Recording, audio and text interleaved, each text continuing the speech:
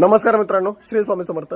मित्रांनो, 4 मेला निफ्टी कशा पद्धतीने काम करू शकते, कोणता सपोर्ट आणि रेजिस्टन्स महत्त्वाचा असणार आहे, सर्व काही गोष्टी मी तुम्हाला इन डिटेलमध्ये सांगणारच आहे. तुम्ही पाहिला असेल तर खूप दिवस झाले आपण इंस्टाग्रामला कुठल्याही पद्धतीची पोस्ट टाकत नव्हतो, कारण त्याच पद्धतीचं कारण सुद्धा आपल्याकडे होते. त्यामुळे कुठल्याही प्रकारच्या मार्केटच्या अपडेट तुम्हाला पाहायला मिळत नव्हत्या.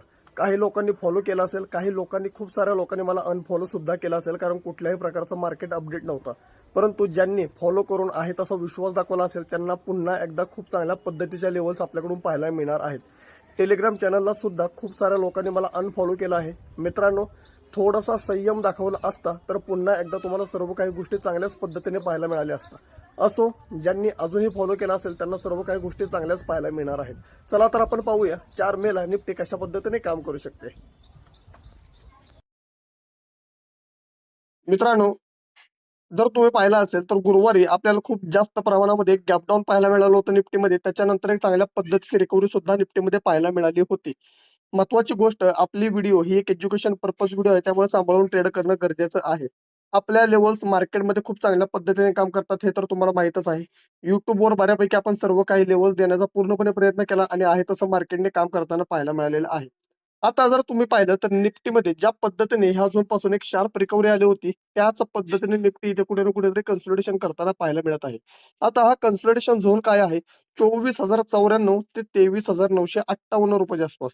म्हणजे जवळजवळ हा 140 रुपयाचा जो कन्सोलिडेशन झोन आहे, ह्याच झोनमध्ये जर निफ्टी थांबली तर कुठल्याही प्रकारची एक चांगली मोमेंटम आपल्याला पाहायला मिळणार नाही.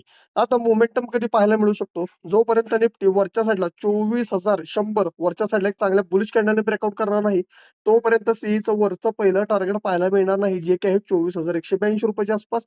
आणि इथूनच निफ्टी पूर्णपणे बुलिश जाऊ शकते आणि दुसरं सुद्धा टार्गेट पाहायला मिळू शकते, जे की आहे 24,255 रुपयाच्या आसपास. मागच्या डाटामध्ये इथे आपल्याला एक स्ट्रॉंग रेजिस्टन्स पाहायला मिळतो, त्यामुळे निफ्टी इथून पुन्हा एकदा खालच्या साईडला गॅप फिलिंग करण्यासाठी पुन्हा एकदा येऊ शकते. अशा पद्धतीची लेवल ही मित्रांनो मी तुम्हाला वरच्या साईडची दिलेली आहे. खालच्या साईडला आता निफ्टीमध्ये डाऊन मोमेंटम कधी येऊ शकतो?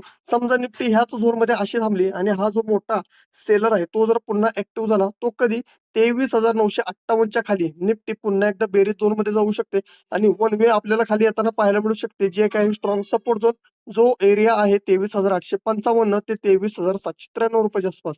हा 70 रुपयाचा झोनच आपल्याला एक स्ट्रॉंग सपोर्ट झोनचं काम करताना पाहायला मिळेल आणि निफ्टी पुन्हा एकदा इथून वरच्या साईडला बाउन्स बॅक देऊ शकते. अशा पद्धतीने सोमवारी निफ्टी आपल्याला काम करताना पाहायला मिळू शकते, त्यामुळे सांभाळून ट्रेड करा.